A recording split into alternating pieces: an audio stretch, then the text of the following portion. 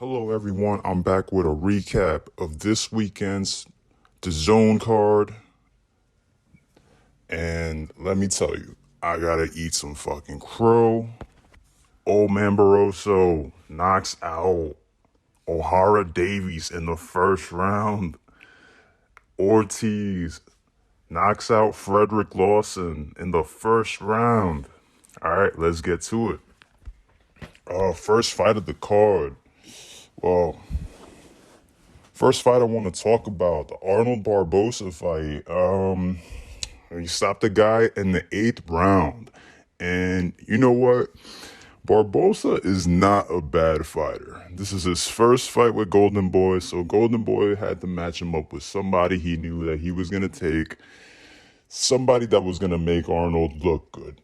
And this guy made him look good. This was Barboza's first stoppage in 7 fights, I believe.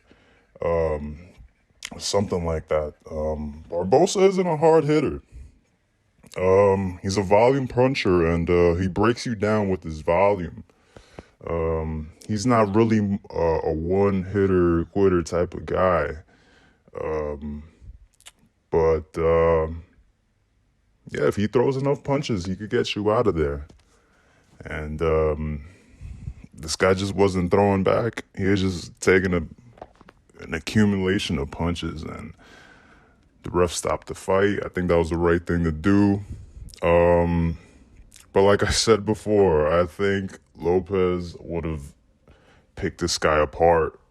Man, I don't see anything Barboza other than a volume puncher with a really good gas tank. It looks like he improves as the fight goes on, but his defense, man, he does not move his head. He gets hit a lot. He was getting hit a lot with the jabs and the straight rights. He was getting away a little bit from that left hook. He's a long fighter, so he has this really cool step back after he throws a few punches, or if he sees like a big punch coming his way, but he stays on the line. He doesn't really move his head much. So he uses his distance well at times, but as far as defense, he's a little slow-footed. And you know what? The one thing that really stood out to me was Oscar De La Hoya bringing out Jose Ramirez during one of the interviews in between fights. And that to me tells me that, hey, maybe he could set up a fight between Barboza and Ramirez down the line. Ramirez is also a new Golden Boy fighter, so they might also give him the same treatment they might give him a fight here to shake off some ring rust, make him look good. Maybe like a hometown fight, and then I see those two boys hooking up. Maybe a West Coast fight, or somewhere down in the Southwest. Man, that would really sell. That fight would really sell. It would be a banger. Both of these guys like to throw punches. They don't have the best footwork, but they can find each other in the ring. They're really good in finding their range. I know that for a fact. I think this would be a good fight for both these cats. Let's talk about O'Hara's Davies versus Ismael Barroso fight. Oh man, like I said, I gotta eat crow on this one because old man Grandpa Barroso just clips Davies in the first round, and Davies just can't recover from a big shot. Davies never had that great of a defense either. I mentioned that in my last video. He didn't have the best defense, but this was a fight that was set in stone for him to win. Davies had one thing to worry about, and that was a big punch coming his way. He had all training camp to work on things, to tweak his defense, and he couldn't get it done. he might be able to bounce back. I think this is also his first fight at Golden Boy. I think if Golden Boy matches him accordingly with soft punchers, I think you know, he can make a little bit of noise. I don't think he might be world level because it's hard for him to take a shot. You saw he can't take a shot. Anybody who's a little bit sharper could do the same down the line or even hurt this guy throughout a fight. So it's time for Davies to rebuild. And as far as Barroso, I see bigger fights for him. I'm very happy for Barroso. It's bigger fights, bigger money for him. This guy, and I'm very happy for Barroso after that shit that happened with him and Rolly.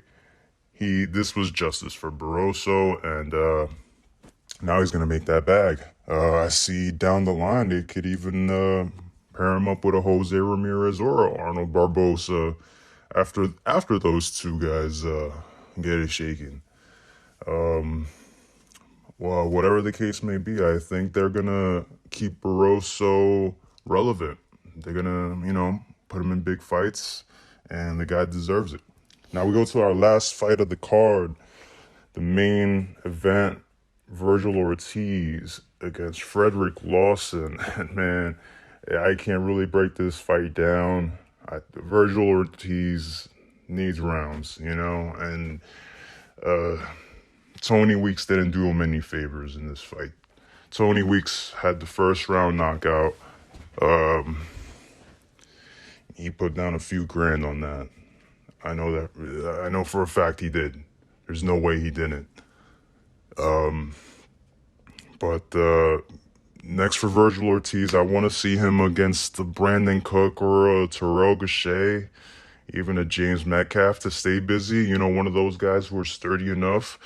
Somebody who can take him past 6, 7, 8 rounds, maybe even 10 plus rounds. I want to see Vergil go more rounds before I see him fight Tim Tszyu. I think if he goes straight into the lines then with Tim Tszyu, I think it'll be a closer fight than if Vergil were to take an extra fight here. But I think ultimately, Vergil would take it. It would just be a harder fight for him because he does not have the rounds at this weight. Remember, this is Vergil Ortiz's first fight at well, he was at 56. His weight was contracted at 56. He looked really good. He looked really good. His body looked well. He looked like he hydrated well. He was moving the way he was always moving. And he looked sharp. He looked like his jab was going, but that's all. That was all that I saw. That was all that anybody really saw. But I would love that Tim Tszyu fight down the line in 2024 for a title.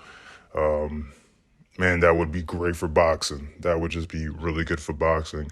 Down in Australia, man, Tim Tszyu against Vergil Ortiz, that'd be great. And with a possible rematch clause, you know, with one down here in the States, I'd love it.